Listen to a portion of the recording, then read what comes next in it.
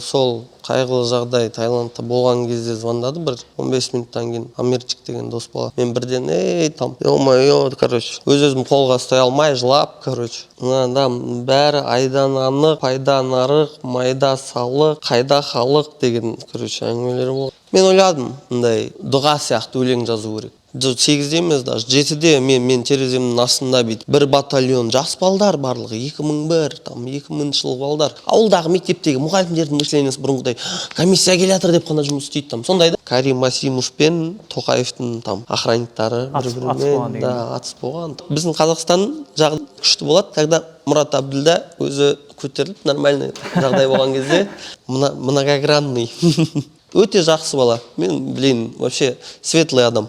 Кислый. Сол біреудің туы ол. Сол үшін типа бұл ту біреудің туы, бірақ типа сахнадан лақтырып жіберейін деп жатырмын. Типа сол адам қарсы емес шығар дегенде әңгіме айтқысы келген ғой енді. 2019 жылы битқа түспей деп бақырып концертта там назар аудармайым деп андай чуть-чуть злость жетіспейтін сияқты. Слишком добрымын. Юрик айтпақшы, ты слишком добрый Деля деп. Мені чисто вот ДМХ-ның сол мен қазақтың тірегі там жүгіруге там поугарать или там бір какой-то жарыстардың алдында тыңдап алып жүруге сондай. Қазақша стиль, пысырамыз, біз атамыз. Айтты типа вот, короче, так-то.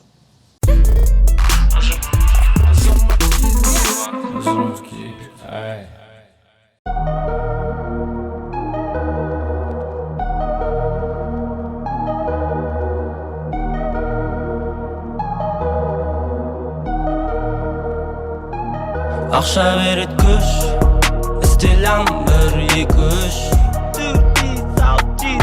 Ақша берет күш, істелам 1-2-3. Ақша берет күш, істелам 1-2-3. Ақша берет күш, істелам 1-2-3.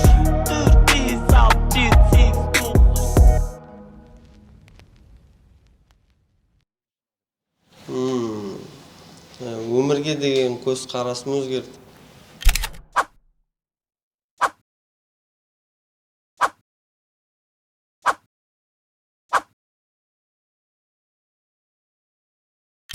Екіншісі,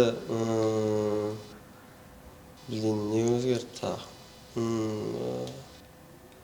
Адамдарға деген көз қарасым өзгерді. Болды. Чисто егер былай өзімнің ішкі дүниемді айтатын болсам, былай материально, былай состоятельно ештеңе өзгермеді, онда айтатындай. Ал мысалға сен жаңағы сұхбаттарға осыған дейін бір әңгімелер айттың да, мен әлеуметтік желіні көп пайдаланбаймын, көп отырмаймын деп. Бірақ менің байқауымша сен соңғы кездері Инстаграмды өте белсенді қолданасың. Тиктокқа тікелей эфирге шығып, кәдімгі адамдарға сұрақтарына жауап берушісің. Не болып жатыр дегенім ғой? Соңғы просто сол өмірге деген көзқарас өзгергеннен кейін мен как-то решил поактивнее быть. Андай семен де интервьюға келіскен себебім сол. Ешқандай сұрақ қоймастан, давай, окей деп. Иә. Просто қалай айтсам болады. Құдай сақтасын, егер там бірдеңе болып жатса, мен туралы бір видеолар қалсын деген. Бар деген ба? Иә. Сол. Мысалға, жалпы бізде Қазақстан қоғамында аудитория екіге бөлінеді ғой. Мысалға, орыс тілді аудитория бар, және қазақ тілді аудитория бар. Мысалы, ол ақпарат саласы болсын, ол жаңағы өнер, музыка, шығармашылық, бәрібір сол екі аудитория бар да бізде. Сенің, мысалға, әлеуметтік желілерің бойынша саған жекеңе жазады, звондауы мүмкін, сұрақ қою мүмкін. Мысалға, көп жағдайда қай аудитория саған көбірек жазады? Қазақ тілді қазақ тілдер көп жазады. Даже вот орыс тілді музыкамен айналысатын, орыс тілді музыка тыңдайтын адамдар өздері қазақша жазады маған. Қазақша жазады? Барлық. Бар орысша жазатындар, бірақ ол процентов 30% примерно. Вот Алматыдағы большинство молодежь, андай орыс тілді молодежь маған қазақша обращение ұстайды, наоборот, и оны қызық көреді өздері, типа. Сондай. Бұл қала маған біріншіден ең жақын. Осы жерде достарым барлығы, бүкіл бүкіл таныстық, там балалық шақтың қызық кездері осы қаламен байланысты, сол үшін. Ал былай, блин, жек көрем ауасын. Ауасын. Да, вот смоктың темасын жек көрем. Ол көбінесе мынандай, мен өскен жерде Алғабаста, например, бұрын газ болмайтын. Біз кәдімгідей көмір жағатынбыз. Әлі күнге дейін Алматының шетінде көп ондай аудандар. Сол үшін де ойлаймын, ну вот ТЭЦ-тің жұмысын тоқтату керек, короче, көп ұнамайды. Вообще, вот именно ауа мәселесі ұнамайды. А пробка жағы терпеймін. Отыруға болады да. Телефон шықлап. Самокат деген жема бар, отырып аласың да. Светофорда бір екі адаммен суретке түсесің, дальше жүресің. Светофорда бір екі адаммен суретке түсесің, дальше жүресің. Таниды да көшеде. Я? Енді Алғабас деп айттың ғой. Мысалға Алматыда әр ауданның меніңше өзінің бір ережелері бар. Алғабастың өзінің ережесі бар сияқты. Алғабаста қандай ережелер бар мысалға? Алғабастың жақсы жақтары қандай, Алғабастың жаман? Алғабастың жақсы жақтары, Алғабас мен үйретті. Алғабастың жігіттері қарап отыр. Бәрі қарап отыр. Салам алейкум. Алғабас ол ең бірінші үйреткен заты то, что не бывает плохих наций, бывают плохие люди. Да? Да, вот ең жақсы сөз үйреткен, вот ең үйреткен мен адамдарға адам ретінде относиться етуді үйрендім. И Алғабаста тұрып рэп, барлығы рэп тыңдайды ояқта. Бүкіл зат рэп, барлығы рэп тыңдайды, бүкіл жас балдар рэп тыңдайды, қыздар рэп тыңдайды. Барлығы зат рэппен пропитан, вот сояқтан я еще больше полюбил рэп. Алғабаста там ең бірінші рет балдардың көзінше рэп оқып көрдім. Бірінші рет? Да. А так оған дейін ұялатым. Тығылмай? Иә, тығылмай ешкімнен. Айнаң алдында емес, адамдардың алдында оқып көрдім. Алғабаста ондай ереже бар деп айтпаймын. Просто негласный кәдімгі правилалар бар, то, что там достарын сатпау, ну, обычный кәдімгі, районский. Бізде бірақ ауызбіршілік көп еді. Бізде, например, 9А, 9Б бөлінсек те, біз 9-шы класстың балдар бірге сөйлесе беретінбіз, там, вечеринкамыз бірге, там, 10-шы класстармен сөйлесу, там, вообще, үлкендермен де кішкентайлармен де араласуды үйретті. Ну, Алғабас өте күшті жер.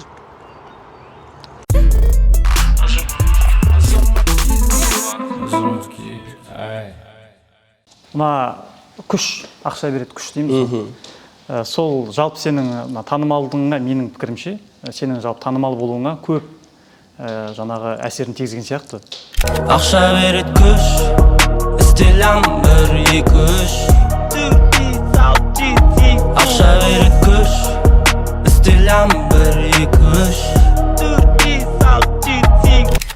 Ол бір жыл бұрын ютубқа шықты ғой. Бір жыл бұрын ютубқа шықты. Дәл осы тректің сәтті шығатынына, осы танымалдылыққа бір әсер ететініне сен сол кезде сендің бе? Жоқ, онда әсә сенім жоқ негізі әрбір трекқа. Ол бір жыл бұрын ютубқа салынды, бірақ ол одан бұрын болды ма? Одан бұрын бір жарты жыл болын, может чуть меньше. Бір 5 айдай жүрдік қолғабымда өзімнің. Анда-санда тыңдап жүрдім там. Сосын бит өзгерді, Жамал Ганжа істеді битін. И сөйт, короче, шығардық. Вроде өтті. Бірақ ол кезде ондай ой болған жоқ та мынау? Да. Жалпы сенің өзіңнің өмірде өзіңе де сенімің қандай? Мысалы, болмай қалады деген бір сенде ойлар бола ма? Мысалы, бір трек жазып жатасың, болмаса бір.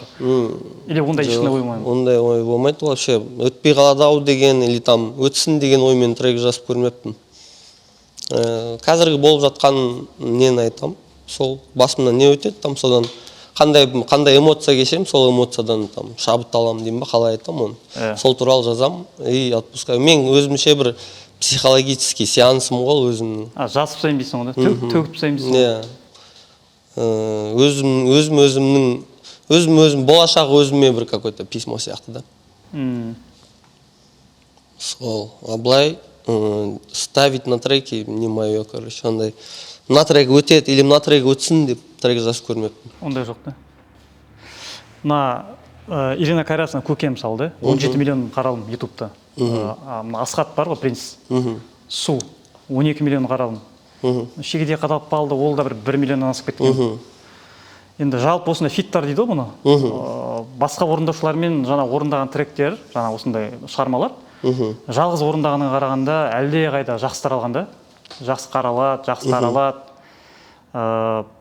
бұл неге олай деп ойлайсың? Әлде бір сенің бір әлсіз тұстарың бар ма? Осыған бір өзің бір анализ жасап көрдің бе? Может, өзімнің бір просто мен признаю, что менде әлі өзім сольный бір жақсы материал шығарып көрмегенімді ше. Вот альбом шығады, скоро сонымен көреміз.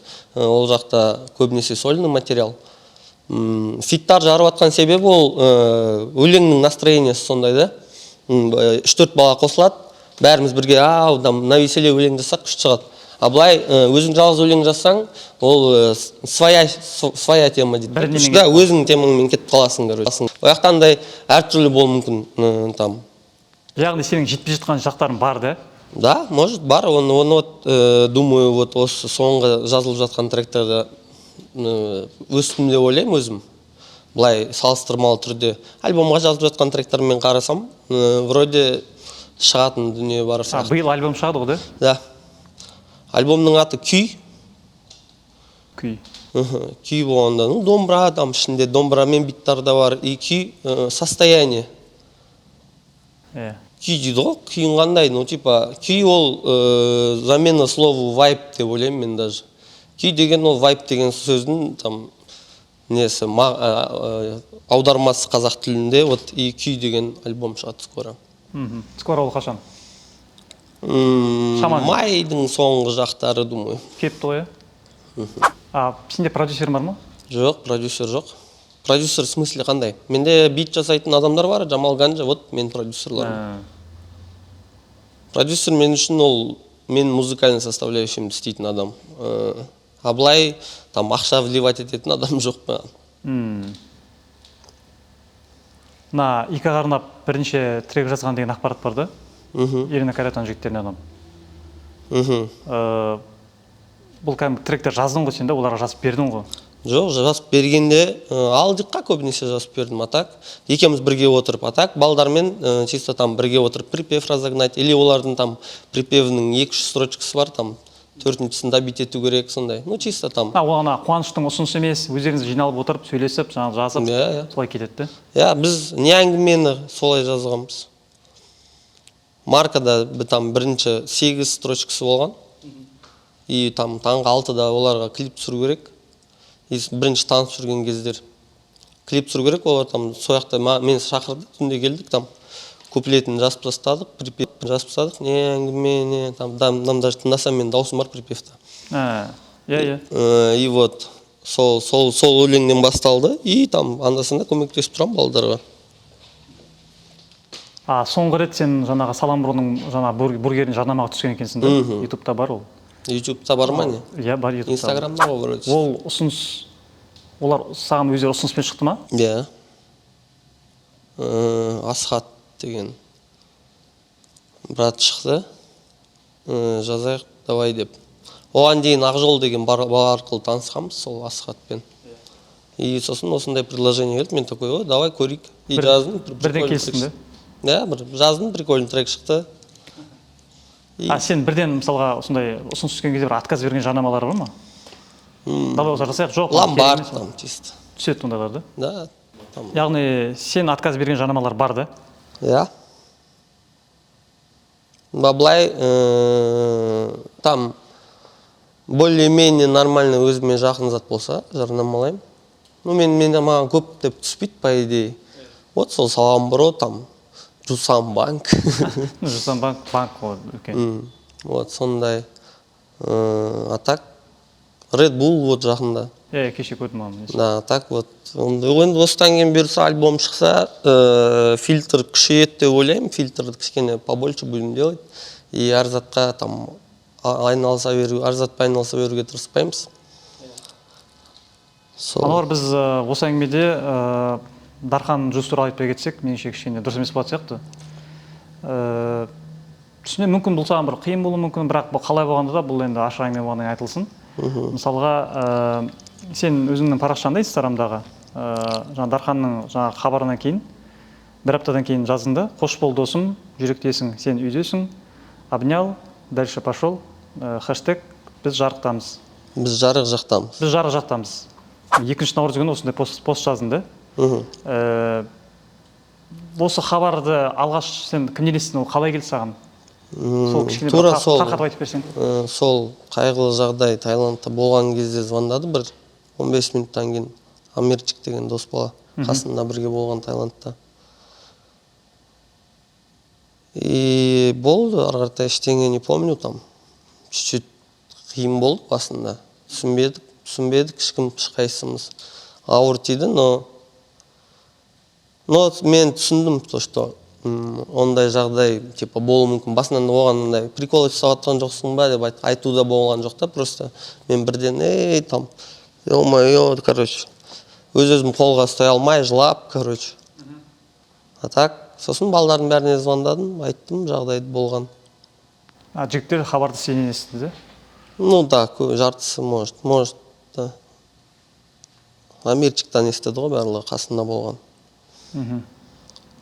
Иканың менеджері, Ика менің менеджерім, там Маклау, там балдардың менеджері, Амирчик деген біздің дос бала, сол бірге болған Таиландта, сол бала звондады. Дарханның отбасы бар ғой? Иә. Сіздер жалпы олармен жақсы араластыңыз ба, отбасымен, әлде Дарханмен ғана былай? Үйіне бір 2-3 рет барғам, мамасын танимын, папасын танимын. Балаларын бірақ жақсы танимын. Балалармен сөйлесіп тұратынбыз көп, да. Ади мен Айданан көп қыдырып, там иногда там үйге келіп тұратын, біз бәріміз бірге тұратын кезде жақсы араласатынбыз, иә. Одан кейін барып араласып балаларын көріп деген сияқты болды ма? Сол оқиғадан кейін енді.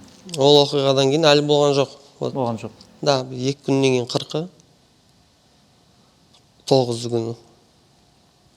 Ертең уже, получается. Ертең. Вот ертең 40-ы, сол 40-дан кейін думаю, көмектесеміз. Там қыдыртамыз, там бір қызық жерге апарып қайтып. Иә. Сондай. Хорошо, түсінікті. Мұнда шығармашылық деген бар ғой, музыка, шығармашылық деп айтамыз, бірақ мына елдің ішінде, ел болғаннан кейін әртүрлі жаңалықтар болады ғой. Жалпы енді түсінемін, музыка, басқа жұмыстар осы. Музыкаға қатысты альбом жазып отырмын дедім, жұмыс көп, бірақ осы елдің ішінде жаңалықтардан бір хабардары болып қарап отырасыңдар ма? Иә, обязательно. Мысалы бізде өзің білесің, осы жаңа жылдан бері қарай президент сайлауы болды, референдум болды оның алдында. Кеше жаңа мәжіліс сайлауы болды. Оның бәрін қарап отырамын. Сайлауда отқан ұрлықтар, мысалға, неше түрлі видеолар келіп жатқан шығар WhatsApp-тан. Көресің, қарайсың, да? Көреміз, қараймыз, осуждать етеміз. Блин, жек көрем ондай затты вообще. Мен көп жаңалық қарасам ішім ашиды негізі. Мен өзім патриот болғаннан кейін көп затқа көтім ішім ашиды. Ладно, айта берейінші. Нормально. Просто натуре көт ашитын жағдайда прям қарайсың. Төніп кетесің. Да. Көшіп кеткің келеді, бірақ. Қайда барам дейсің? Иә. Сол январский событияны тоже көрдік. Содан бері қарай бір волна театр жалғасып та бүйтіп. Жоқ, оған дейін де болған негізі. Ұнамайтын заттар көп. Полицияның жұмысы ұнамайды, істеп жатқан. Көп зат ұнамайды. Политикада именно вот. Даже вот журналисттардың әңгімелері ұнамайды. Ну, короче, көп затқа. Көп затқа деген наразылық көп, короче. Елде именно. Ана ән бар ғой? Бәрі түзеліп келеді, көкжиектен күн көрінеді. Сол негізі көп адам білмейді, бірақ сен жаздың ғой соны сөзін. Да? Бұл бізде мысалы бәрі түзеліп келе ме? Қазір өзің қалай ойлайсың? Қаңтардан кейін жазылған дүние ғой да? Әлде ол өзіңе үміт беру үшін жазылған, ішкі бір жан дүниеңді бір тынышталдыру үшін жазылған. Енді сол кезде бәріміз көрдік қой, адамдардың қарасынан өтіп басып жатыр, мына жақта хайвай, ана жақта соттап жатыр, айқай-шу, біреу. Сол именно сол январский события кезінде жазылған текст. О жақта еще қандай бар еді? Жалғасы бар еді. Қандай қайда, пайда там.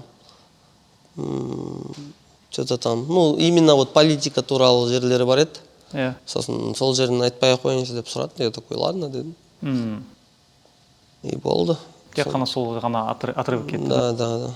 Негізі ол жақта там, даже мен қазір көрейінші. Жалғасын оқып берем. Давай. Осы новый телефонда болса ол.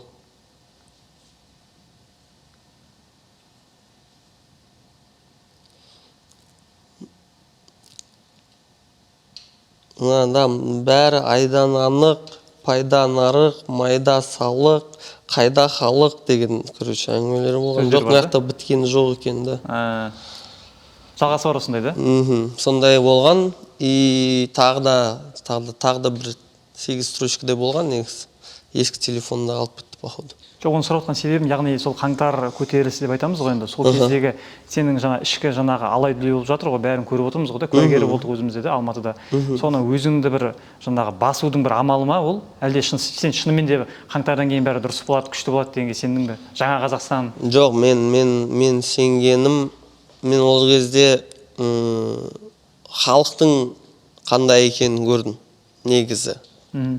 Қаңтарда андай злость қаяққа направлять ете алмайтын халықты көрдім да. И мен ойладым, андай дұға сияқты өлең жазу керек. Жақсы сөз. Иә, жақсы сөз айтамын. Өйткені өмірімде тәжірибе болған, то что мен бір бәле там жазам, незначай, потом ол болады. Ну там жақсы сөйлеген, там жақсы жарымырыс деген сияқты сөздер ғой, вот.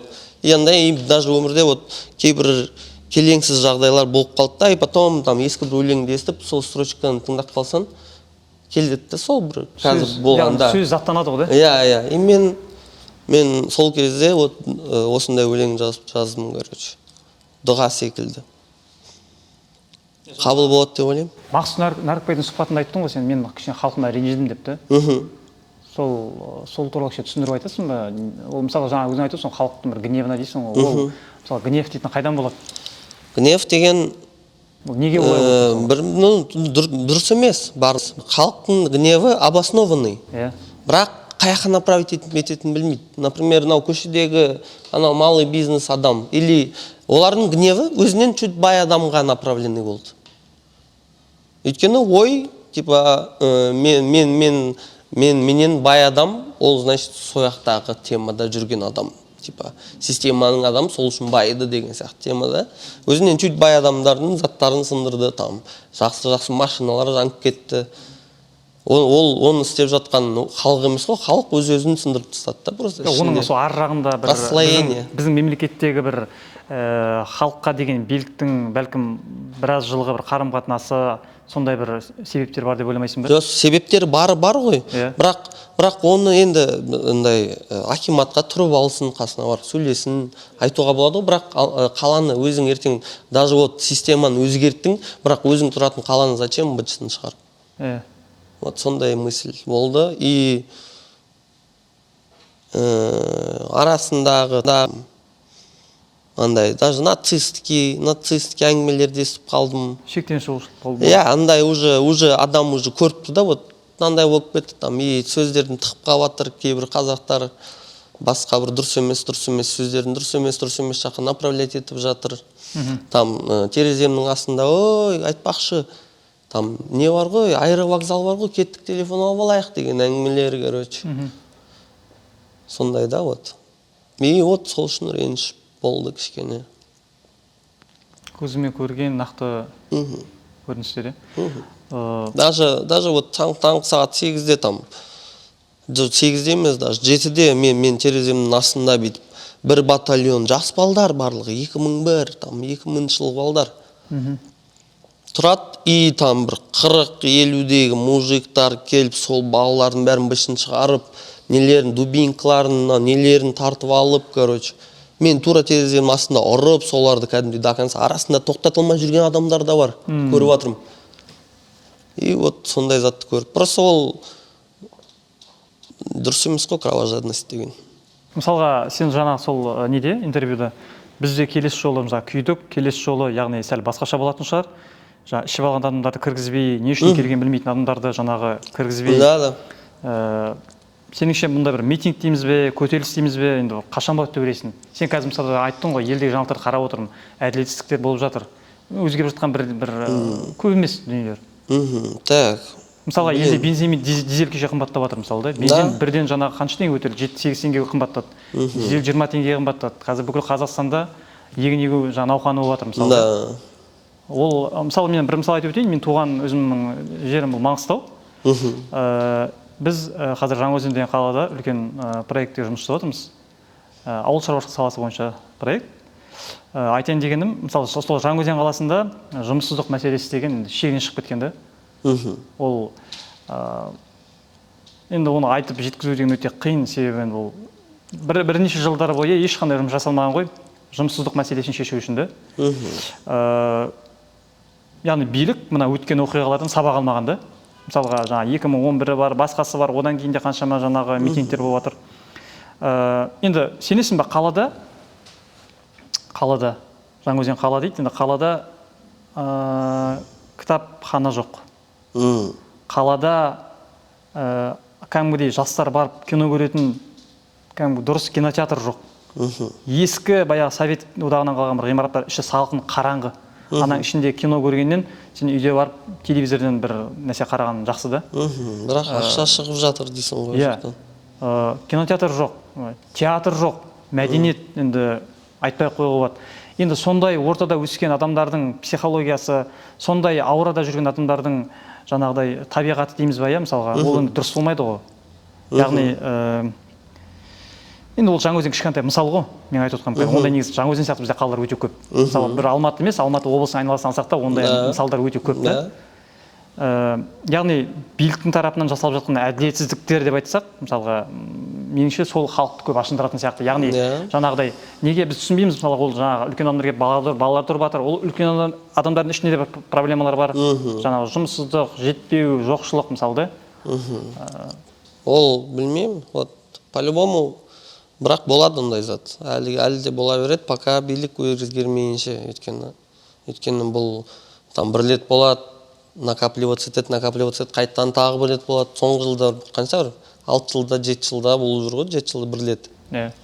И қорқынышты, бірақ айтатыным, бұл система өзгереді, когда вот бір біздің заманымыздың балдары вот бар ғой, мен қаншасын көріп жүрмін, вот арамыздан шығады деп ойлаймын, қаншасы. Вот біздің замандас балдар сол билікке отырған кезде барлығы өзгереді деп ойлаймын.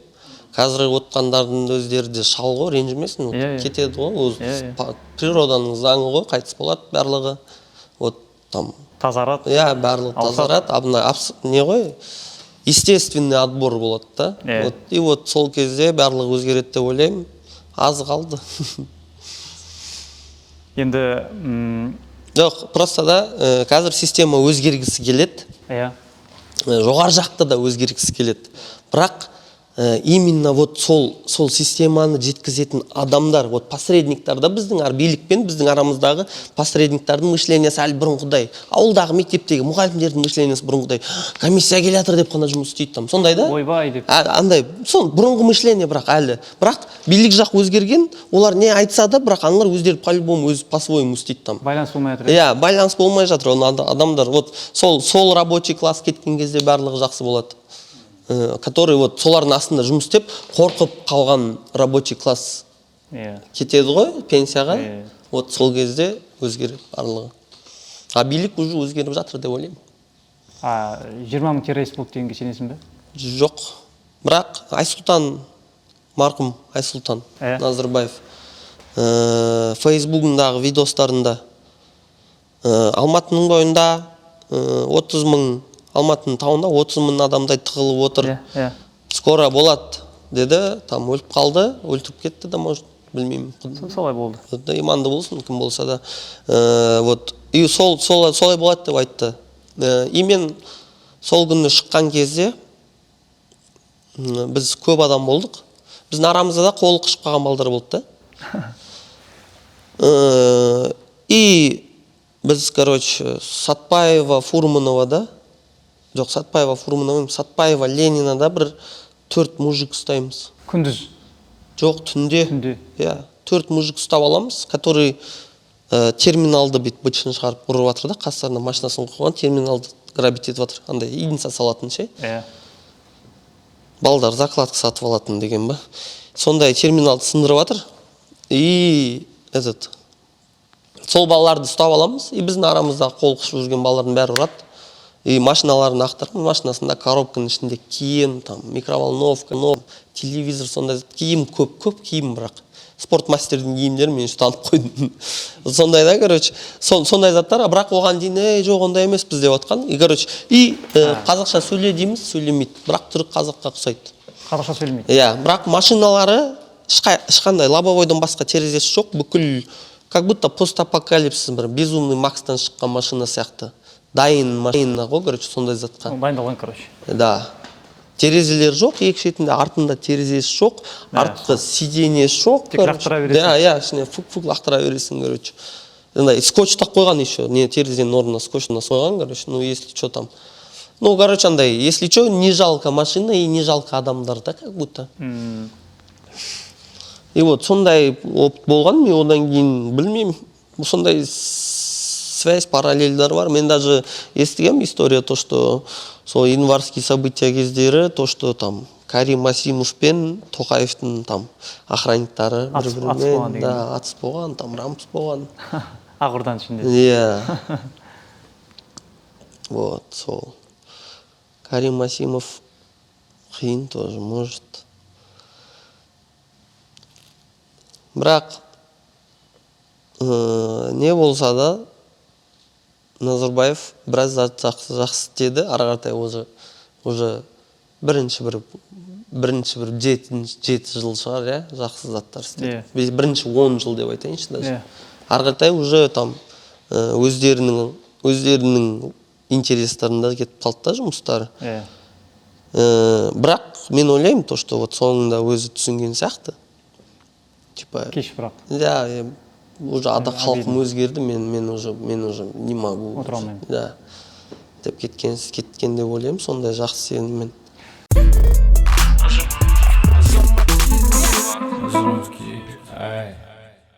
Біз бағана айттық қой, мына өнер, именно сіздер айналып жатқан шығармашылық өнер, олна батыстан келген деп айтып тұрмыз ғой. Бірақ соның ішінде мысалға қазақша бір ерекшеліктер бар ма? Бір қазақша биттар дейміз ба, бір қазақтар үлес қосқан бір ерекшеліктер. Қазақтар үлес қосқан, әлемдік деңгейде үлес қосқан деп ойламаймын, бірақ бізге рэп жақындығы, бұл бізде бұрын барлығы рифмовать етіп сөйлеген, ну типа дау шешілетін целый, там рулардың арасында целый дау шешілетін бір адам келіп жақсы сөйлесе.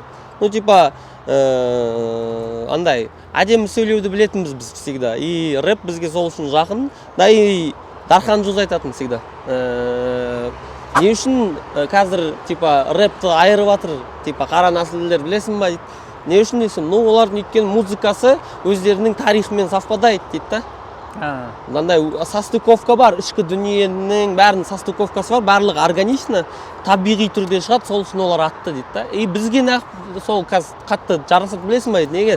Біздің де тарихпен ол соприкасается, и типа қазір любой битті қоста, и тыңдашы, как будто ат шапқылап баратқан сияқты, короче, дейді да, короче. Елестейді. Иә, и андай бит. И қазір любой бит қосылса, там өзімді аттың үстінде шапқылап баратқан сияқты елестететін болғанмын мен қазір, білмеймін не үшін. Жаңа дыбыстар бар, бәрібір. Да, жаңа дыбыстар барлығы бар, бірақ ритм именно, ритм. Сенің ютубта осыдан 3 жыл бұрын шыққан жаңа 1000 деген туының бар ғой. Сол клиптің жалпы мазмұнын ашып айтып бере аласың ба? Ол жерде жаңа ғана андай бар ғой, сурет салып алған, басы киіп алған, сол қандай персона ол? Ол системада жүрген. Оңбағандар. Иә. Деп айта берейік сондайларды. Давай. Скрывать етуге болмайды ондайларды.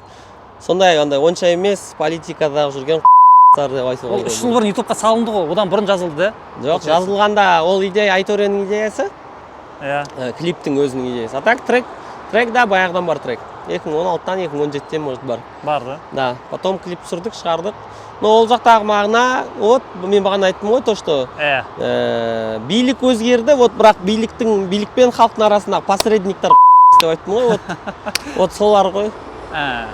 И солар барлығы жақсы болды.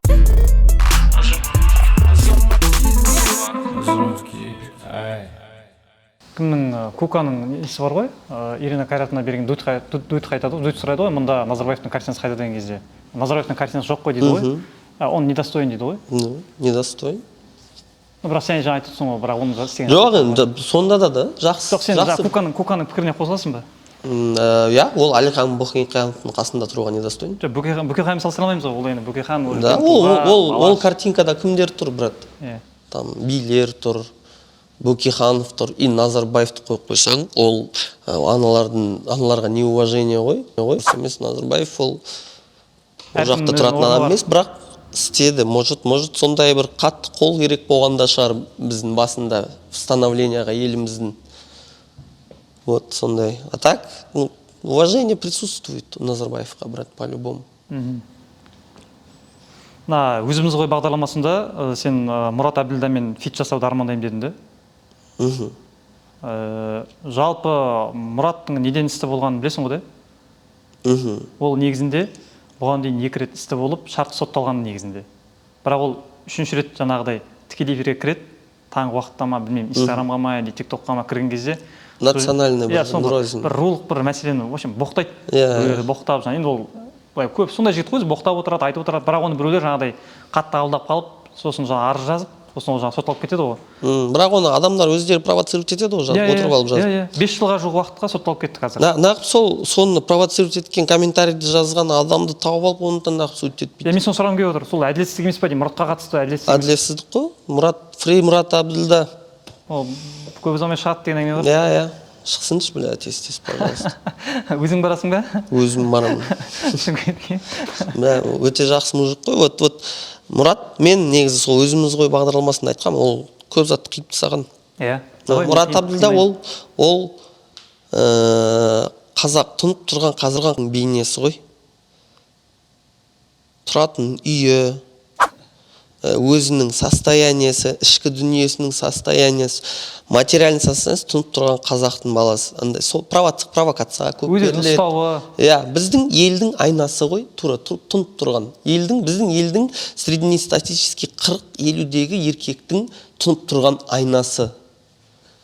Қарап тұрсаң. Әңгімелер қандай? Әңгімесі, даже вот жынданып әңгіме айтқанның өзі да, даже андай ішіп алып айтатын темасының өзі бір менің бір бұндай үлкен ағаларым есіме түсіреді әңгімесі. Көп затқа жынданады, іш ашиды. Сондай состояниеде отырған кезде біреу айтады, со злостью бірдеңе айтады, андай эмоцияға көп беріледі. Өз-өзін ұрады. Өз-өзін ұрады, сондай андай өз-өзін көп кінәлайды, даже андай кейде отырып жылайды. Вот біздің тұнып тұрған қазақтың айнасы. И вот біздің Қазақстан жағдайы күшті болады, когда Мұрат Әбділда өзі көтеріліп, нормальный жағдай болған кезде, біздің елдің де бір чуть-чуть жағдайлар шешіледі деп ойлаймын. Жақ қарай өзгереміз дейсің ғой. Онда Мұрат бұйырса, осы сұхбатты көрсе. Мұрат Әбділда, братан, респект саған, люблю. Негізі Мұраттың айтатын сөздері терең, өте терең. Даже өлеңдері. Не олай ол? Ода орта жоқ. Сен мысалы Алматыда жүрсің, сен қасың достарың бар. Мен Алматыда жүрмін, мен қасым достарым бар. Ол ана жақта бір түпкірде ауылда, үйдің ішінде. Білмеймін. Просто вот, видишь, андай қоңыр қазақтың дауысы ғой. Мейрамбекті сөйтіп айтатын бұрын. Кейде бір әулие сияқты Мұрат Әбділда бар осы. Кім ойлап жатыр? Жоғарыда кім ойлап жатыр, айтшы? Қандай депутатын, қандай әкім ойлап жатыр, айтшы? Кім ойлап жатыр? Патшаң анау өзімен-өзі қуып жүр, бір-бірімен ұрсып. Кім ойлап жатыр? Айтқанда ауыз жаман. Әңгімелеріңіз. Кетесте бол, сіз Қазақстан Республикасының несіне қарамай шықтыңыз. Ондай маған статьяңды қалтаңа сап. Үйтіп, елің тоз-тоз шыбаққан кезде, елің тоз-тоз шыбаққан кезде жетімің көп, жесірің көп, ауруың көп, мүгедегің көп, үйсіз күйсіз жүрген халқың көп. Кімге статья қойбасын? Түрмеге соттау менің де қолымнан келеді. Кетесте түрмеге соттайын. Кейін жылағың келеді, мен кейде жылағың келеді. Кетесте вот қолыңызды, статьяңызды, 72-ші баппен сіз кеттіңіз, бір-бірін тармақтармен. Кімге керек ол, айтшы? Мақұл, сөйлеген сөздің бәрі жаман болса, қашан айтамыз сонда біз әңгіме? Қашан дейміз, қашан сөйлейміз сонда біз? Қашан үйсіп жүре береміз, бейшара бала, мүгедек қыздарың бар, мүгедек ұлдарың бар, жетір, жесір, үйі жоқ, қайыршы оққан халқың бар. Кімнен сонда айтпаймыз, шындықты айтып, қашан сол шындықты орындаймыз, үй әперіп. Жоқ, анда еще бір андай діни жағынан да білімі бар кішкене. Прям тоқтамайды, Да, хорош. Ұнайды маған. Андай многогранный. Ануар, сен сахнаға шығар алдында жауапкершілікке қатты қараймын деген бір сөзім бар. Бір случайдан кейін. Иә, сенің жаныңда жүрген жолдастарың бар ғой енді. Солардың кейбір әрекеттерін айтып өтейікші. Енді сен қазір олардың көңіліне қарама. Сен қазір жалпы дұрыс немесе бұрыс деген мәселеге қарай келейік. Мысалға Кисло-Сладкий, иә? Всегда айтам, өзіне всегда айтам. Қойшы, оны даже өмірде айтам. Пожалуйста, қойшы. Кисло-Сладкийді мен ең бірінші ол 14-те болған кезде кездестірген. Дархан деген жігіт қой, иә? 14-те болған кезде кездестірген. 14 жасында, Алматыда. Иә, 2013 жылы. Деля, братан деп жүгіріп келеді бір кішкентай бала. Что там, братан, семен барайыншы, біз Панорама деген клубта выступление. Альфар Төлеби Ауезовада 16 этажда болатын клуб. Сояқтан шыққан кезде там, братан, семен барайыншы келеді да, жүгіріп келіп. Хироның Сучие тело деген өлеңі бар. Ай, сучи пего там. Сондай бір өлең бар, соны қосып береді да. Үстінен оқып, короче, сөйтіп танысамыз. Атым Дархан, ТТ, 99 жылғымын, короче, алмау. Сөйтіп танысып кетеміз. Ол кезде Янгхандай болып жүретін. Сөйтіп Бифо деген бір дос бала бар, соның кальянный болатын, сояқта жиналатын. Бір күн сол жаққа келсем, кесілі жүр. Ой, жаным, сол сөйтіп жақсы сарласып кеттік. Даже бірге тұрғанбыз 2016 жылдары, 2015 жылдары бірге тұрғанбыз. 3 жылдай ма? Ол шынайы өмірде шошақай сондай адам ғой, да? Иә. Мысалға, қарашы, мысалға, қазақ тарихында деп айтайықшы, тәуелсіздік жылдары деп айтайықшы. Сахнадан көттерінің тесігінен сүйем деген сөзді айтып. Жоқ, ол артық енді. Ондай болмаған. Яғни ол адамның өзінің табиғаты ғой. Білмеймін арғында. Ол сондай, бірақ оның ондай жаман ойы жоқ. Ол өмірде ол жаман емес қой, да? Да, ол наоборот, ол өте добрый, наоборот, андай энергетикаға сенетін, Құдайға сенетін, всегда таңертең тұрып Құдайға рахмет айтып оянатын бала ол. Оның өлеңде шығармаларында бар, Құдай туралы айтады ол. Иә, ол өте жақсы, өте просветленный, андай білімді бала. Сен просто оны адамдар андай именно вот выделять етіп алып заттарына 15 секундтық сондай заттарынан нетеді да, из контекста вырывать етіп. А былай негізі ол там өте жақсы нормальный кісі, да. Мен оған всегда айтам, қойшы, пожалуйста. Жақында үйге келіпті, аяғым сындырып алдым, короче, алмай, енді көтің қыссайшы. Братан, нормально все, сенің шапалағыңнан өскен баламыз ғой деп айтады. Бірақ кейде сондай адамдар керек сияқты негізі. Қызық соққан сияқты өмір Білмеймін, ол өзі жоқ жерден интерес создавать ететін бала. Хотя өз орталарында мысалы. Ол біздің ортамызда отырып, например, мен өзім жалғыз отырып, там чуть-чуть грустить етіп қаламын ғой. Ода ондай жоқ. Өзімен өзі отырып, өзі интерес создавать етіп, соған күліп жүретін бала. Өте жақсы бала. Мен білейін, вообще светлый адам, кислый. Онда екінші мысал айтайын. Маркада жаңағы сахнада тұрып тумен бір жағдай болды ғой. Шиза туды бүйтіп мыжырып бүктеп. Енді ондай жаман бірден болған, негізінде бір жаман бірден болған, мен өзім пікірім ол. Жаман бірден болған жоқ негізінде ол жерде. Просто туды былай алып баратқан момент жаңағыдай ғой, 20 секундтық видео кесіліп қалып, мына жақтан бүйтіп деп шықты, әлеуметше білесің ғой сен енді. Ол просто реально сол жердегі жүрген біреудің туы ғой. Жарайды, тудың мәселесін сығып қояйық, бірақ марка бүйтіп тұрды ғой.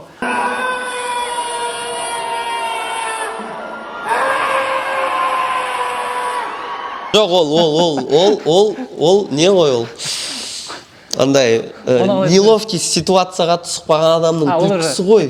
Сасып қалғаннан ба? Иә, сасып қалған неловкий ситуацияға түсіп қалған адамның, бірақ андай шизаны жапқысы келіп жатқан. Иә, андай шизаның аңайын перекрик етіп жапқысы келіп, болды бауырым қоя салшы, лақтырғың келсе, лақтырып бер. А ол туды лақтырғысы келген, типа біреуге қолға түссін, осы концерттен естелік болып қалсын, типа. Сондай ойда. Сол біреудің туы ол. Сол үшін типа бұл ту біреудің туы, бірақ типа сахнадан лақтырып жүрейін деп жатырмын. Типа сол адам қарсы емес шығар дегенде әңгіме айтқысы келген ғой енді. Вот. Блин, вот ондай болып сабақ зато. Менде де болды. Мен Асхат Принцтің концертінде 2018 жыл ма, 2019 жыл ма? 2019 жылы битқа түспей деп бақырып концертта там назар аудармайым деп бақырып атсам, енді трегім назар аудар, вообще битқа түспей, бычыт, боқтамадым бірақ вроде. Я вас люблю, и вы меня любите, у нас все обоюдно деген әңгіме айтып кетіп қалғанмын, короче, типа вот, и вот ертесінде көрдім ақ өз-өзіме қандай, не дейді оны, кринж дей ма, не дейді, андай испанский стыд, что іштей өз-өзіме до того, ана жақтағы өзіме до того ұялдым, мен депрессияға кіріп кеттім даже содан кейін. Мен жындымын ғой, ой, өмір бойы хотел, өмір бойы стремился к этому, өмір бойы вот келдім и сахнада осындай вот ішіп алып андай не ғой переживаниядан вот глушить етемін деген әңгімемен вот бах там переглушил да, короче. И вот осындай жағдайларды сендер жаңа өздерің жиналған кезде айтып бір-біріңді ұрсып болмаса андай прикол ретінде тиісіп чисто андай типа мынандайың болып еді ғой сенің деп. А так былай осуждать ету деген әңгіме қатты болмайды, бірақ айтылады. Бірақ малсың ғой сен, кеше малсың ғой сен, ё-моё деп айтады. Болады ондай.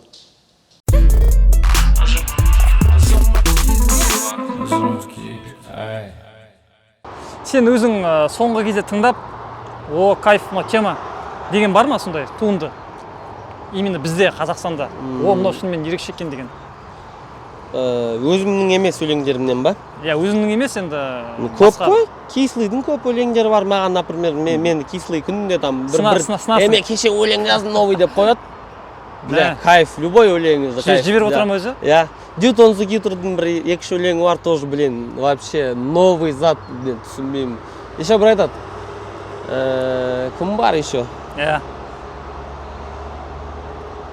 Блин, Мейтости деген бала бар.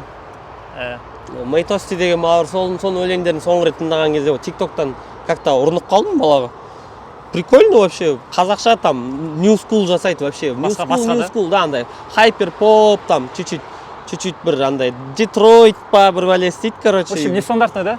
И қызық маған болды. Что-то соңғы кезде замолчал бірақ ол бала. Да? А так, Джуздың альбомын істеп жатыр қазір. Джуздың альбомын істеп жатыр. Ол қашан шығады? Майда хотим, 14 майға. Да? Хотели? Да, 14 деген айтпай қояйын, да, именно.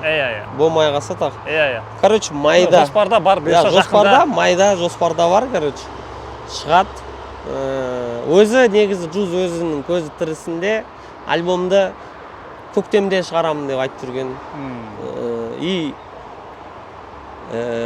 мен көмектесуім керек болатын соңында. Бір-екі там бітпей қалған жерлеріне. Өзі айтып жүретін, мен вот Джуз кетіп қалды деген хабар естіген кезде ең бірінші мен өз-өзіме көтім ашыды, короче. Жерді тепкілеп, короче, там тірі кезінде там маған өзі жазып, звондап, соңғы кезде тартылып жүрген. Мен 7-ші этажда тұрам, мен Макс деген дос бала 9-ші этажда тұрады, бір үйде тұрамыз, короче. И сол жақтан лифтпен өтіп баратып маған кіреді, да, вот я рядом проезжал, брат, деп, келсей, брат, студияға деп жүрген моменттер еді, короче. И көмектесе алмаған, вот енді бірақ балдардың бәрін скоординировать етіп, шақырып, барлығын бір ортаға біріктіріп, соңында мен атсалыстым өте қатты. Альбом бітіруге по-любому көмектестім деп ойлаймын енді Джуздың. Енді ары қаратай менің емес, уже құлақтардың жұмысы қалды. Сводка мастер уже құлақтары жақсы еститін адамдардың жұмысы қалды. Соңында уже может бір клиптарда болады. Джуздың наследиясына әлі атсалсамыз. Мысалға, мен тыңдадым, жаңа сұхбатта сен айтасың да, мен шығармалардың барлығын жаңағы заметке жазып отырамын дедің ғой. Заметке жазған кезде сенде мындай бола ма? Блин, айтылды ғой, мына мен айтпай қойын. Мына тема айтылып кетті, мынаны кесасатыға айтып кетті мынаны. Болмаса басқа ұрып айтып кетті, мына мен айтпай қойын деген. Или өзің келет жаза бересің бе, қалай болады? Жоқ, именно вот заметкаға жазып алатынды, ол заметкаға жазып алатын именно вот андай ешкім айтпаған дүниені жазып аласың сен. Именно а потом оны трек қылып бітірген кезде уже сөздер қосу керек, там әңгіме қосылады, мағынасы басқа әңгіме қосылады кейде. И вот андай строчка қосылған кезде ондай заттар қосылып кетуі мүмкін, бірақ білмеймін мен оны бірақ біреу айтқан үшін айтты деп айта алмаймын мен оны да. Может айтып кеткен шығар, ол избитый темада шығар, бірақ мен ол туралы айтамын, егер айтқым келсе. Ішті тесіп баратса айтамын. Шығу керек дейсің ғой да? бұрын шыққан және қазір шыққан туындылар, шығармалар тыңдадым ғой. Салыстырып қарап отырсам, бұрынғы шыққан шығармаларда енді боқтық сөз көп та. Қазір кішкене более-менее сәл азайған. Көп азайған, сәл емес, көп азайған. Енді сұрақ, сен жалпы шынайы өмірде көп боқтайсың ба сондай? Иә. Боқтық сөз бар да? Боқтық сөз мен диалектімнің, менің сөйлесуімнің, вообще тіл байлығымның бір 15% боқтық сөз. Эмоцияларыңды шығарасың да? Иә, мен ашық адаммын. Иә. Там үйде даже боқтақ қою мүмкін. Бірақ адамды боқтамайсың, өзіңнің ойларыңды жеткізу үшін солай жеткізесің. Бір зат мені қатты толғатып тұрса, там, ё-моё, разъёб, ема деп тұрып айтып беруі мүмкін да. А былай, андай адамды обижать ететін көп боқтық сөз білмеймін. Артынан біреудің арнамсың демейсің, бірақ өзіңнің ойларын айту үшін. Анда интернетке кіресің ғой, там адамдар бір-бірімен қатты ұрсысып атады ғой, вот сондай жерлерде бір өзіме деген бір жаңа сөздер оқып оқыдым. А так менің бір боқтық сөздің направленный емес та, мен наоборот андай более обидный сөздер білемін да, который там литературный. Көркем әдебиет. Бірақ оны мен солай боқтап тастағым келді. Әсер болмай қалды ол. Жоқ, ол мен наоборот обидный сияқты. Орысша бірақ ол сөздер көп. Білмеймін. Өзім бірақ не конфликтный адам, көп конфликті болмағам. Сен мысалы жолдастарың бар да, достарың бар, жолдастарың бар. Енді жаңағы шағын ортаны айтып отырмыз ғой. Кисло-сладкий деп жатырмыз, жаңағы Асхат мысалы принц та. Сол жігіттердің араларында өзің барсың мысалы да, енді мүмкін өзіңді айтсаң да болады, қандай қасиеттері жетпейді деп ойлайсың өзіңе? Қандай жағынан бір... Маған дисциплина жетпейді. Дисциплина неден нақты? Вообще менің жүріс тұрысымда. Мен бір зат істегім келмесін, істемей қою мүмкін. Андай, өзімнің эмоциям емес, бір өзімнің ішкі состояниемнан қатты завишу деп айтайын ба, қалай айтамын? Зауқым бармай қалуы мүмкін көп затқа. Жатып қаласың? Иә, жатып қалам. Қарамай қоям, даже адамға да сондай болуы мүмкін. Бір адаммен сөйлесуге зауқым өзімен өз кетуі мүмкін просто. И жүресің. Қойшы деп. Иә, қойшы деп. Вот сондай дисциплина жетпейді да, мен дисциплина жетпейді. И вот сол андай характерімде чуть агрессия жетіспейтін сияқты маған наоборот. Агрессия керек дейсің ба? Иә. Андай чуть злость жетіспейтін сияқты, слишком добрымын. Юрик айтпақшы, ты слишком должен пределя деп. Мысалы, мына рэп жанры бар енді, әртүрлі нер бар ғой. Осы батыстан келген дүние ғой барлығы енді. Түбі батыс қой енді. Біздің Қазақстанда мысалға мен сұрақ қойым келіп отқан сұрақ жаңағы мысалға бізде мысалы Маңғыстауда ДМХ деген группалар болған, бұрын болған. Қазір ана Қанат деген жігіт арасында бір айтып жүр. Сен білесің бе оларды? Танып сөйлесіп? Танығам. Жоқ, өздерімен тректерін тыңдаған. Йоу, раз, два, мен шығамын алға, біз қазақпыз. Бізге әңгімең бар ма, сен білесің бе? Қазақтарға секірмес. ДМХ, с любовью твой Қанат. Тыңдағанбыз. Даже бір дух алған волналар болған даже. Солай ма? Иә, мен қазақпын деген өлеңді тыңдап там. Бірақ мен орыстарға шауып кетіп там.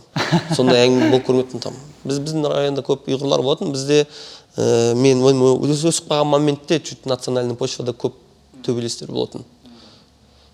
Мен бірақ оның арасында вообще чисто вот мост ретінде служил. Өйткені мен жақсы достарым ұйғырларда болатын, жақсы достарым қазақтарда болатын, жақсы достарым орыстарда болатын. И там қалай айтсам болады, қазақ та білем, орыстарды да білем, көріп сондай да. Бірақ олар айтады, жаңағы ДМХ-ның жігіттері айтады, бұл жерде біздер андай ұлтшылдық мәселесін вообще айтқан жоқпыз. Бұл чисто андай шарт дейді ғой, сондайдан кеткен дейді. Бізде ол жерде андай орысты кемсітіп.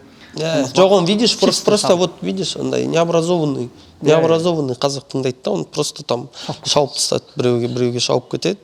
Там типа мен, например, ол кезде наоборот одан дух алып, там өзіме жіберемін да. Біреулер там жиналып, орыстар тұрып, орыс ол біреуге бірдеңе доказывать етуге деген зачем? Мені чисто вот ДМХ-ның сол мен қазақтың тірегі там жүгіруге там поугарать или там бір какой-то жарыстардың алдында тыңдап жүруге сондай. Басында бірақ күлгем. Неге екен білмеймін, маған қызық болған қазақша рэп. Басында ол қашан? Ең бірінші тыңдаған кезде. Ол қашан сол? 2004 па? Ертеде, иә? Иә, 2004 па? Мен ол кезде тыңдайтын, Децлдың бір-екі трегін тыңдайтын. Мен папам неде жұмыс істейтін? Баянауыл, рынок Баянауылда. По Төлеби, Ташкентский мен Төлеби, Яссауи там. Сол жақта бұрын базар сатылатын, машина сатылатын базар болатын. Сол жақта мен батям аксессуар сататын машинаға арналған. И сол жақта вот андай диск қойып сататын мужик болатын. Ойбай диск емес, кассета, басында кассета сататын. Сол мужикпен күнде сөйлесетін, сол маған көрсететін там. Ария деген группа, Ария деген группа, короче. Тыңдап көр деп береді, мен үйге келіп тыңдаймын, ұнамайды. Рок па бір біле ғой, ариялар. Сондай көп музыка береді, миражды келіп тыңдайсың, музыканы, прикольно потанцевать, типа базар жоқ. Рэп береді, мен там келем рэп, ох, это мое там. Оған дейін там қара нәсіл жігіттер тыңдап жүретінбіз. Сол маған орыс рэпті ашты. Там бірінші бір бәле солнце Децлдың өтірік альбомын береді ғой маған, короче. Ондайды потом өсіп қарайын, ондай Децлдың альбомы жоқ. Анау, короче, бір какой-то пират, походу. Өтірік, походу, танктан тректерін жасағанда, Децлдың бір суретін тапқанда, жабыстыра сағанда, Децл деп жазғанда жібере берген. Бір бәле солнце, короче, сондай. И сол жақта тректер тыңдап жүретін. Базар жоқ, там вечеринка у Децла дома. И потом бір күні қазақша рэп тыңдайсың ба дейді ғой, короче. Давай курик, короче. И бір ескі, простой бір 5-6 рет жазылған кассета береді. Там сразу барып машинаға салам да тыңдап көремін. И басталады ғой. Қазақша стиль, пысырамыз, атамыз. Мен такой басында күлем. Андай, может, түсінбеген, андай, ол эмоцияны ше. Мен бірақ андай өзіме новый зат кездестіргенде күліп жердім ба, короче. И потом сол өлең тыңдап жүріп, жесткий кеттік. Потом что-то ол кассетаны папам тығып тастады, короче. Жоқ болып кетті, короче. Сөйтіп MP3-шкалардың заманы шықты келді ғой. Флешкалар ше. Вот сол кезде еще үйге компьютер келді. Болды ғой, 28 мегабайттық флешкаң бар, короче. Өлеңдерді тығасында наушник тығып, бүкіл өлеңдерді тыңдап сөйтіп жүретінбіз. Black Eyed Peas'тің альбомдарын тыңдап. Wu-Tang Clan менің плейлистім жесткий болатын, короче. Wu-Tang Clan, Нұрмұқас альбомы, Децлдың тректары, короче. И там бір орыс, вообще бір какой-то бір бэчтер, рэп, короче, сондай өлеңдер тыңдап жүретінбіз. 50 Cent тыңдайтынмын. Қызық. Вот сол кезде ДМХ маған прям вот андай краски дейді ғой, бір андай бір қызық. Бір андай бір қызық бір моменттар болды. Сол кезде еще класстас балдармен көрсетесің ғой. Олардың кәдімгідей, оларға маған саған вообще да жестко, сондай болып жүретінбіз. Ол кезде еще Бақай кім кінәлі болып біз ха-ха ұстайтынбыз. Кім кінәлі? Сол өлең болатын. Біз өлеңге білмеймін неге екен. Күлетінбіз жестко. Мамам айтатын, ё-моё. Аңғарсай деп, есімдеп. Ха-ха ұстайтынбыз біз прям. Мамам екеуміз ха-ха ұстайтынбыз. Мен кішкентаймын ол кезде помню. Үйдегілер бірақ жаңағы шығармашылыққа не қойған жоқ да? Жоқ, қарсы болды. Мен КВН ойнадым. Қарсы болды. Рэп айтып жүрдім, қарсы болды. Осы бір соңғы 2018 жылдан бері нормально қолдайды. Айқын мен фит шыққалы бері. Айқын бар дейсің, справка. Сондай, сол кезде ғана бірдеңе деп айтты ғой. Қайрат Нұртаспен де фит шықты да? Да. Қайрат өздері ұсыныс берді ма? Қайрат Нұртас. Өзі шықты сіздерге да? Айқын да өзі шықты ма? Иә. Асанәлі деген братан шықты. Айтты, типа, вот. Короче, так-то. Бізде партиялар бар, жаңадан құрылып атқан, тырнақшаның ішінде, білмеймін, сен үшін қалай болады ол? Өтірік қой. Оның бәрі өтірік. Ну, просто андай Бийликти ондай халыкка берүүгө болбойт. Бийликти ондай халыкка берүүгө болмойт. Иә. Биз әлі дайын емеспіз ба? Второстепенный партиялар болду ғой вот. Иә, иә. Ешкім ешқайсы деліне ештеңе айтқан жоқ. Просто массовка болды олар. Массовка. Иә, просто массовка болды. И блин, даже вот біздің адамдар вот ояқта Тоқаевтан басқа кімге дауыс бересің? Там Аманаттан басқа кімге дауыс бересің там? Вариант жоқ. Иә, басқа вариант жоқ. Басқа біреуге там Тоқаевқа или там Аманатқа жынданған үшін аналарға голос бердің да, и вообще бір жақтан біреулер шыққан отырып алады там билікке, и ол да дұрыс емес. Мен ойлаймын то, что пока біз ондай неге қатты не емеспіз, дайын емеспіз деп ойлаймын. Біздің өйткені арамызда бір зиялы адам жоқ, чтоб біреулердің басын қосып там алып жүретін. Арамызда ешкім ондай жоқ. Ну, пока дайын емеспіз біз. Тексттерді жазасың и биттарды жазасың ба? Қалай? Бит жазбаймын. Бит жазбайсың. Ну, могу там битті там. Биттің бірінші 10-20% өзім істеуге, а так ары қаратай там дауыма до конца бітіріп, там шығарып өзім ойдағыдай істеу қолымнан келмейді пока. Давай, Әнуар, соңғы сұрақ. Бағанаға ең бірінші сұрақ айтып келем, кішкене басына кішкене ашылмай қалған шығарсың да. Сенің өміріңде бір жылдан бері қарай не өзгерді? Екі мәселе деп айттың, оны кішкене тарқатып айтсаң. Мен өмірімде вот екі мәселе. Өмірге деген көзқарасым өзгерді. Қай жағына?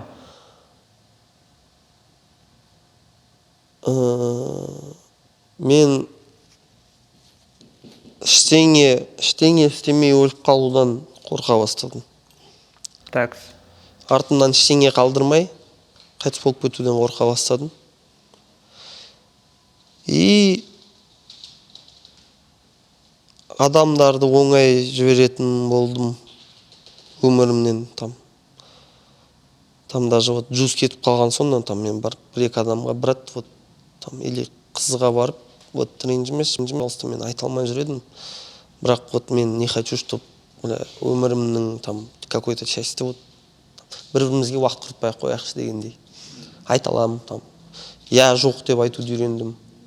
Сол бері. Вот сол жуз кетіп қалғалы бері көп андай негативный жаққа өзгеріп кеттім деп айта алмаймын.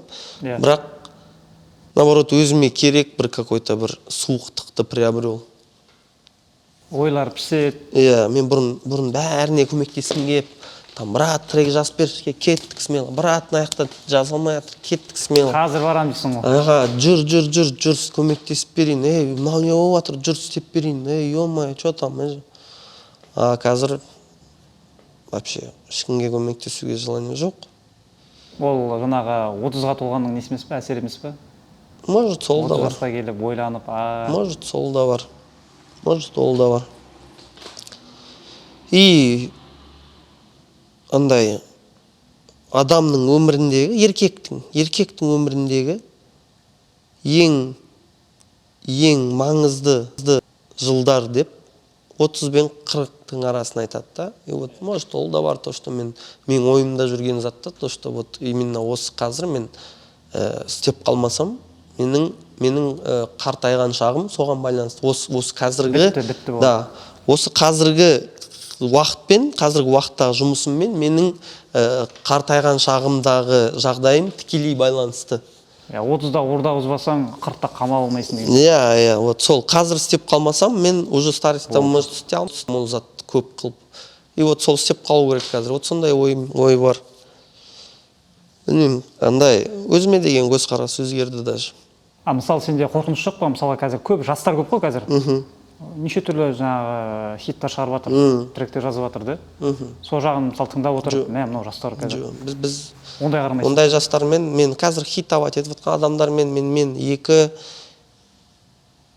екі параллельдамын мен. Вообще біз екі тақтадамыз. Ол мен хитовый артист болмасам да, менің өлеңімді 10 жылдан кейін тыңдай алады адам. Оның өлеңін 10 жылдан кейін тыңдай алмайды адам. Мен более адамның рухына жақын өлең жазам деп ойлаймын өзім. Солай позиция. Мен артист емеспін, мен личностьпін. Сондай да. Сол үшін вообще қорқыныш жоқ, то что мен трек жазып көрмегем там. Мынандай қазір мода болып жатыр, жазып көрейін деп жазып көрмегем. Всегда сондай. От души надо. андай коркунуч жок. Жастар ибаш деп. Баса бердиңер. Маған қарамаңдар. Вот сондай. Өзің енді қалай ойлайсың, айтылмай қалған не бар деп ойлайсың? Бір ішімде қалып қойған, айтып кетейінші осыны, айтайыншы. Ертең, ну, айтылмай қалған білмедім. Мен соңғы кезде ойланып жүрген зат, мен өзімнің осы қазіргі ортамда жүрген үлкен кісілерге қараймын да, андай эмоционально қажып кеткендерін көрем. Көп затты андай өткізіп алған үшін өкінетіндерін көрем. Арман орындамаған үшін өзі қалай өмір сүргісі келеді, солай өмір сүргісі келмейді, сондай өмір сүре алмаған адамдарды көремін да. И андай мен ортам қазір айқын, прям ара қашықтық айқын көрінеді да. Мен например, өзінің арманын орындаған адамдармен де жүре аламын. Өзінің арманына жете алмай, өкініп өмір сүріп жүрген адамдарды да көрем, бір күнде барлығы да. Мен и успешный адамды да көрем, и днода жүрген адамды да көрем да. И вот сол қатты әсер етеді. Да, қатты әсер етеді да. И вот днодағы жүрген адамдарға қарасаң, олардың бәрі тұйық. И вот сол қазіргі жастарға айтқым келген, вот іштерінде ештеңе сақтамаңдар. Барлығын айтып тастаңдар, вот іштерінде шешілмей қалған біреумен дау болса, қазір балып шешіп тастаңдар. Ертеңге ештеңе қалдырмаңдар. Ол іштерінде ертең үлкен груз болып жиналады да, бір какой-то жерде бірдеңе жабылмай қалған чувствомен өмір сүріп жүресіңдер. Лучше қазір бүгін бәрін істеп, до конца бітіріп тастаңдар, короче. Сол айтарым. Аяқты көтеріп жатыңдар дейсің ғой. Иә. Андай просто ол жұмыс қана мәселесі емес. Ол даже вот біреуді сүйесің ба, барып айт соны сүйетініңді Даже біреуді жек көресің ба, бір жек көретін біреумен андай өз-өзіңді жеңіп араласып жүрсің ба, барып айт сол туралы. Лучше өзің уақытын құртпа и эмоцияларыңды ішінде ұстама да, барлығын айт. Оның бәрі просто ертең үлкейген кезде өте үлкен ауыр әсер алып келеді өміріңе. Сондықтан барлығын қазір істей бер. Назар аудармайм, қалтам тесік, бірақ мен байым. Езу тек күлкі, бірақ ішімде уайым. Өзімді қоярға жер таппайым, мен батпайым. Назар аудармайм.